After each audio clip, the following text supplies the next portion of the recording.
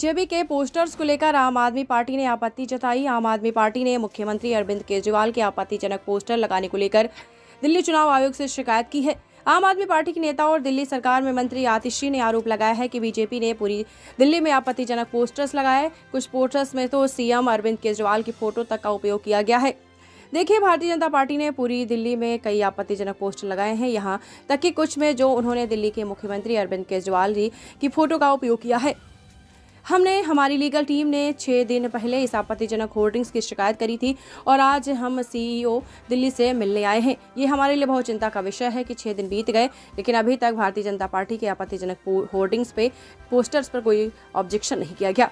तो आज ये पूरी चिंता का विषय है, क्या इस लोकसभा चुनाव में हर पार्टी को लेवल प्लेइंग फील्ड मिल रही है कि नहीं मिल रही, क्योंकि 6 दिन में अगर कुछ पोस्टर्स और कुछ होर्डिंग्स पर ऑब्जेक्शन नहीं होता तो बड़ी समस्याओं का समाधान होगा। आदर्श ने कहा है कि बीजेपी की ओर से पूरी दिल्ली में कई आपत्तिजनक पोस्टर्स लगाए गए हैं। मंत्री आतिशी ने कहा है कि चिंता का विषय है क्योंकि इस लोकसभा चुनाव में सभी पार्टियों के लिए समान अवसर सुनिश्चित करने पर भी बहुत सारे सवाल उठ रहे हैं। इस देश के इतिहास में पहली बार हुआ है कि जब चुनाव की घोषणा के बाद वर्तमान मुख्यमंत्री को एक राष्ट्रीय पार्टी के राष्ट्रीय संयोजक को गिरफ्तार कर लिया गया है।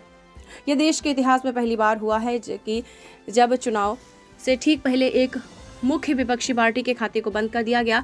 बता दें कि यहाँ पर और इसका जिक्र कर रही थी, दरअसल कुछ वक्त पहले ही कांग्रेस के कई अकाउंट्स को फ्रीज कर दिया गया था।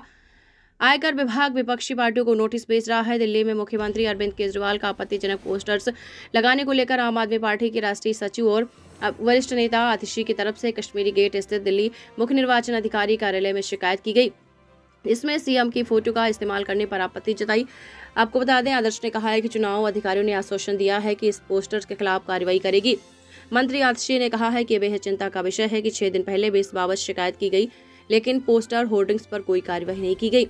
उन्होंने कहा है कि अगर पोस्टर की शिकायतों पर भी कार्रवाई नहीं होगी तो कई मामलों में कार्रवाई की क्या उम्मीद कर सकते हैं। आतिशी ने कहा है कि संविधान में चुनाव आयोग को देश के लोकतंत्र को बचाने और बनाए रखने की जिम्मेदारी दी है। ऐसे में वो उम्मीद करते हैं कि चुनाव आयोग सिर्फ किसी एक राजनीतिक दल और केंद्र सरकार का राजनीतिक हथियार नहीं बनेगा।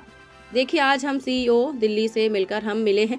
पंकज गुप्ता ने, जो हमारी पार्टी के नेशनल सेक्रेटरी हैं, हमारी लीगल टीम के सदस्य हैं, और मैं आश्वस्त किया गया कि ऑब्जेक्शन होगा, लेकिन अगर फिर भी नहीं होता है तो फिर हम इलेक्शन कमीशन ऑफ इंडिया से टाइम मांगेंगे। कि ये भी हमारे लिए चिंता का विषय है कि इलेक्शन कमीशन ऑफ इंडिया आजकल टाइम भी नहीं देता है। विपक्षी पार्टियों को तो ये लोकसभा का चुनाव है या बहुत दुखद कारणों से, बहुत गलत कारणों के लिए एक ऐतिहासिक चुनाव बन रहा है। मैं इलेक्शन कमीशन को भी याद कराना चाहूंगी कि इस देश के संविधान ने आपको एक जिम्मेदारी दी है। इस देश में लोकतंत्र को बनाए रखने की जिम्मेदारी है और हम उम्मीद करते हैं कि इलेक्शन कमीशन किसी एक राजनीतिक दल का, केंद्रीय सरकार का एक हथियार बनकर रह जाएगा। नमस्कार, मैं हूं रिंकी वाजपेयी। अगर आपको हमारा वीडियो पसंद आया तो इसे लाइक और शेयर जरूर करें और हाँ, हमें सब्सक्राइब और फॉलो करना ना भूलें ताकि आप देश और दुनिया की कोई खबर मिस ना करें। तो जुड़े रहें हमारे साथ, देखें FSC न्यूज। आज हम सीईओ दिल्ली से हम मिले हैं। पंकज गुप्ता जी, जो हमारी पार्टी के नेशनल सेक्रेटरी हैं, हमारी लीगल टीम के सदस्य और मैं, और हमें आश्वस्त किया गया है कि एक्शन होगा, लेकिन अगर फिर भी नहीं होता है तो फिर हम इलेक्शन कमीशन ऑफ इंडिया से टाइम मांगेंगे।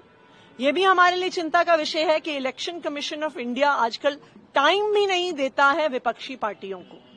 तो ये जो लोकसभा का चुनाव है, ये बहुत दुखद कारणों के लिए, बहुत गलत कारणों के लिए एक ऐतिहासिक चुनाव बन रहा है।